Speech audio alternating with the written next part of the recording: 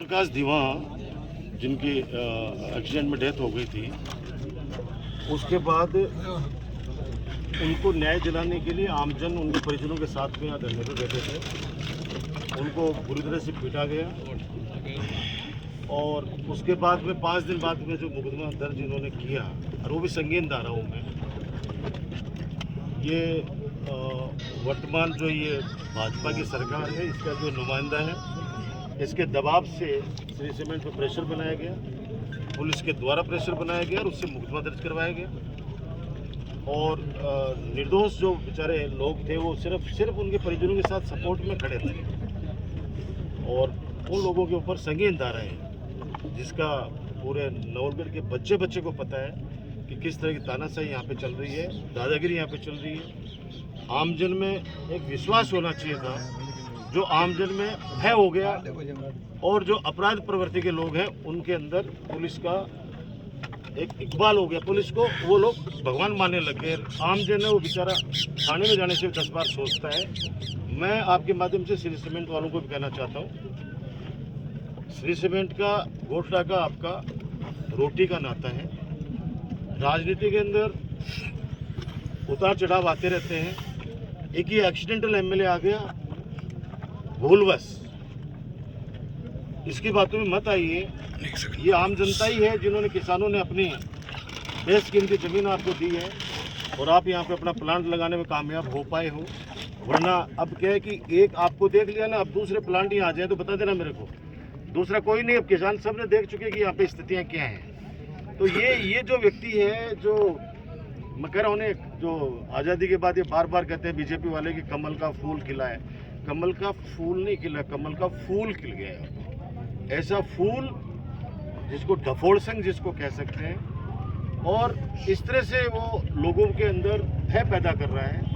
रात भर पुलिस जा के लोगों को समझा रही है कि बच जाना, वहाँ मुकदमे लगेंगे, ये लगेंगे। मैंने कहा मुकदमे मर्दों के लगते हैं, हम देखेंगे मुकदमे कितने के लगाएंगे। आज का निर्णय ये है कि अभी पुलिस प्रशासन के द्वारा बातचीत की गई है, एक तो जांच यहाँ से हटा दी गई है, वो टाइम बाउंड इसके हमारे लोगों के बयान हो जाएंगे, क्योंकि मुकदमा बिल्कुल झूठा है, एकदम झूठा है, सरासर अन्याय है। इसलिए किसी को भी किंचित मात्र डरने की आवश्यकता नहीं है। अगर ये फिर वो बदमाशी करेंगे, फिर कोई चालबाजी करेंगे, मान लो उसके चक्कर के अंदर, उसके दबाव में, क्योंकि उसको दोबारा तो कभी देखना नहीं है नवलगढ़ की तरफ। उसको पता है जितना मैं अन्याय कर सकता हूँ, जितना शोषण कर सकता हूँ जनता का, वो उतना कर लूँ। ये वो व्यक्ति सोच के बैठा हुआ है, लेकिन उसको नहीं पता कि तेरा अहंकार टूटेगा एक दिन, ऐसा टूटेगा कि याद रखेगा जिंदगी भर, उस जमीन के नीचे गड़ेगा जब पता नहीं चलेगा। और हम लोग, हालांकि मैं मीडिया के सामने भी कह चुका कि मैं इसकी बात नहीं करना चाहता। नवलगढ़ के भी सभी लोग कहते हैं कि इस गंदगी की बात ही मत करिए। वो कीचड़ है कि उस पर पत्थर फेंकोगे तो कीचड़ आप पे पड़ेंगे, तो उस कीचड़ के बारे में बात ही नहीं करना चाहता मैं। गांव जाके नाम तो इस स्थिति, जो व्यक्ति एक्सीडेंटल तरीके से आ गया और ये लोगों के ऊपर जो अन्याय कर रहा है, आपके सामने 2 मामले हैं। एक 10 महीने से न्याय की बेचारे जो गुहार कर रहा है वो रामोतार, उसको न्याय नहीं मिला। और ये जो बेचारे किसी के लिए न्याय मांग रहे थे, उनको मुकदमे मिले, लठ मिले, उनको मारा गया, महिलाओं को मारा गया, पुरुषों को मारा गया वहाँ पे, और बिल्कुल बेचारे सीधे लोग थे, उनको मारा गया। तो मेरा अभी पुलिस से हम लोगों ने आज एक सांकेतिक है, आज मैंने कहा ना, अभी ये ट्रेलर है, अभी ये ट्रेलर है, और आने वाले समय के अंदर प्रशासन ने अगर इस तरह से ही लोगों पर अत्याचार करने शुरू किए, तो आने वाले वक्त के अंदर इनको पूरी फिल्म भी दिखाएंगे, पता चलेगा इनको कि किस तरह से क्या चीज़ होती है। एक स्टेडियम की आड़ इन्होंने ली, एक जो बच्चों का सपना था, सुनहरा सपना था, जो हजारों लाखों बच्चों के लिए हम लोगों ने वहाँ पे बुना था, उसको कोर्ट की आड़ में सेकेंडरी की तरह इन्होंने यूज करके और उसको तोड़ा।